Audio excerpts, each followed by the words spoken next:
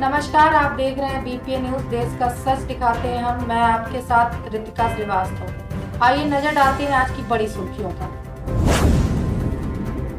Hezbollah को लगा एक और झटका। इजराइल ने हसन नसरल्लाह के बाद इस बड़े नेता का भी किया खात्मा। हिजबुल्लाह पर इजराइल कहर बनकर टूट रहा है। हिजबुल्लाह चीफ हसन नसरल्लाह के खात्मे के बाद इजराइल के उनके संभावित उत्तराधिकारी हाशेम सैफुद्दीन को भी गिराने की पुष्टि की है। इजरायली सेना का कहना है कि बेरूत में 3 हफ्ते पहले हवाई हमले में सैफुद्दीन को मार गिराया था, लेकिन इजराइल के इस बयान के पर हिजबुल्लाह ने अभी तक कोई भी प्रतिक्रिया नहीं दी है।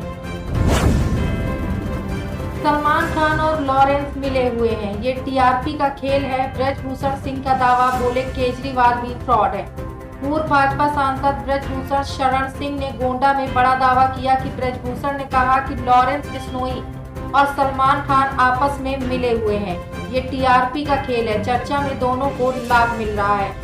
कैसरगंज के पूर्व भाजपा सांसद ब्रजभूषण शरण सिंह ने बड़ा बयान दिया। उन्होंने कहा कि गैंगस्टर लॉरेंस बिश्नोई और सिने स्टार सलमान खान आपस में मिले हुए हैं। दोनों की जुगलबंदी टीआरपी के खेल में शामिल है। खींचतान भरी चर्चा से माहौल में गर्मी के साथ साथ दोनों को फायदा भी हो रहा है।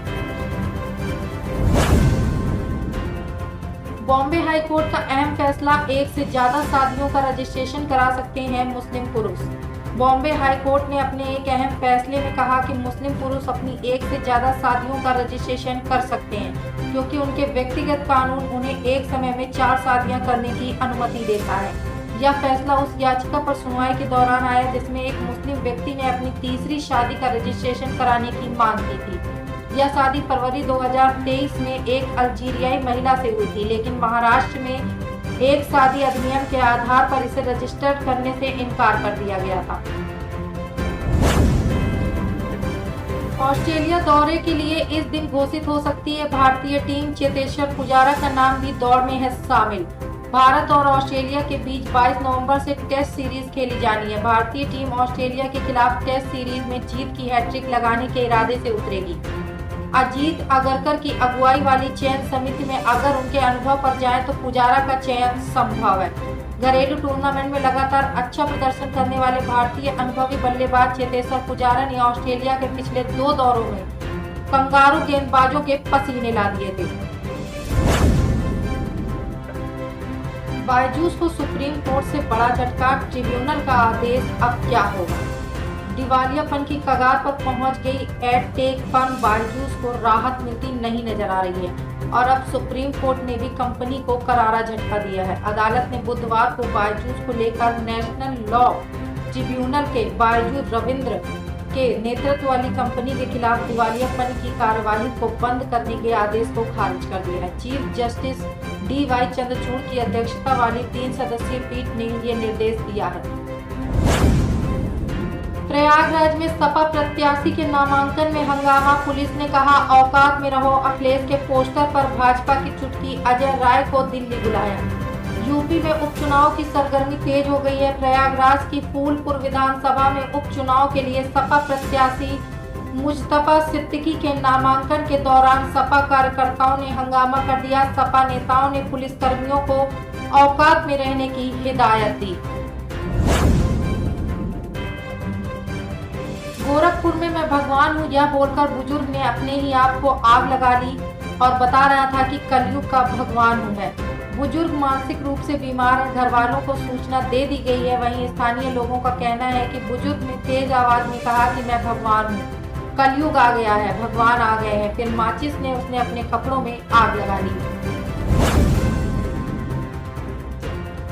थोड़ी देर में पीएम मोदी और राष्ट्रपति जिनपिंग की मुलाकात। 5 साल बाद द्विपक्षीय बैठक।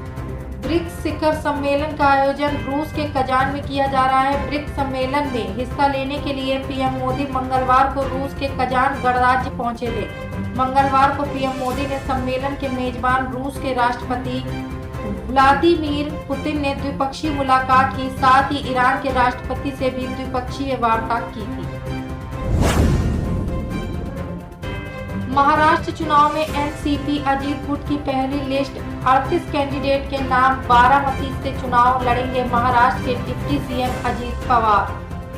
महाराष्ट्र विधानसभा चुनाव के लिए बुधवार को एनसीपी अजीत पवार गुट ने पहली लिस्ट जारी की। इसमें 38 कैंडिडेट्स के नाम हैं। महाराष्ट्र के डिप्टी सीएम अजीत पवार बारामती से चुनाव लड़ेंगे।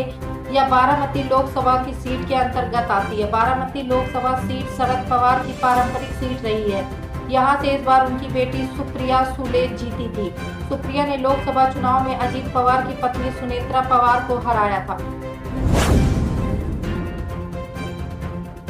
गौतम गंभीर ने दी जानकारी कि न्यूजीलैंड के खिलाफ दूसरे टेस्ट मैच में विकेट कीपिंग का जिम्मा संभालेंगे ऋषभ पंत। भारतीय टीम के मुख्य कोच गौतम गंभीर ने न्यूजीलैंड के खिलाफ दूसरे टेस्ट मैच से पहले विकेट कीपर बल्लेबाज ऋषभ पंत की फिटनेस पर बड़ी जानकारी दी है। गंभीर ने प्रशंसकों को बड़ी राहत देते हुए कहा कि यह विकेट कीपर बल्लेबाज फिट है और पूरे टेस्ट में उतरने के लिए तैयार है। पंत को बेंगलुरु टेस्ट के दूसरे दिन विकेट कीपिंग के दौरान पैर में चोट लग गई थी, जिस कारण उनकी जगह ध्रुव जुरेल ने विकेट के पीछे जिम्मा संभाला था। गाजा में खान यूनिस में हेलीकॉप्टर से गिराए गए राहत पैकेट से दबकर 3 साल की फिलिस्तीनी मासूम की मौत। पिछले 1 साल से ज्यादा वक्त से फिलिस्तीन पर हो रहे इजरायली हमलों ने नरक जैसी स्थिति बना दी है।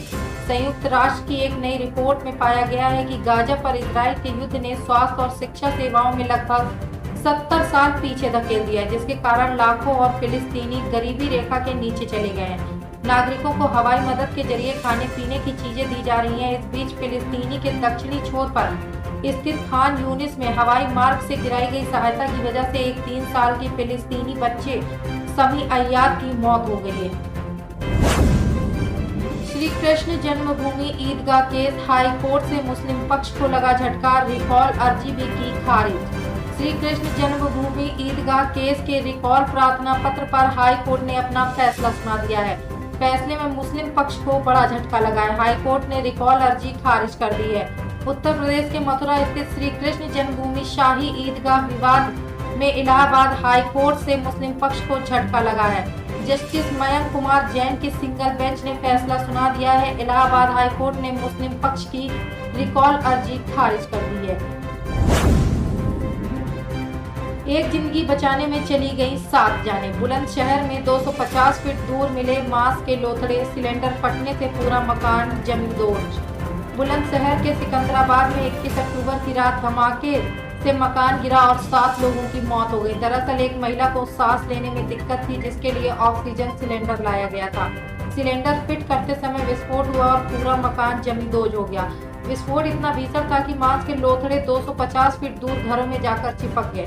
ऐसा उन लोगों ने बताया जिन्होंने ये लोथड़े दीवारों से हटाकर पुलिस वालों को सौंपे। हादसे में करीब 18 घंटे के बाद भी हड्डी का एक टुकड़ा मलबे से मिला। प्रियंका गांधी ने वायनाड लोकसभा सीट में नामांकन भरा। बोली 35 साल पिता मां भाई के लिए कैंपेन किया, पहली बार अपने लिए समर्थन मांग रही हूँ।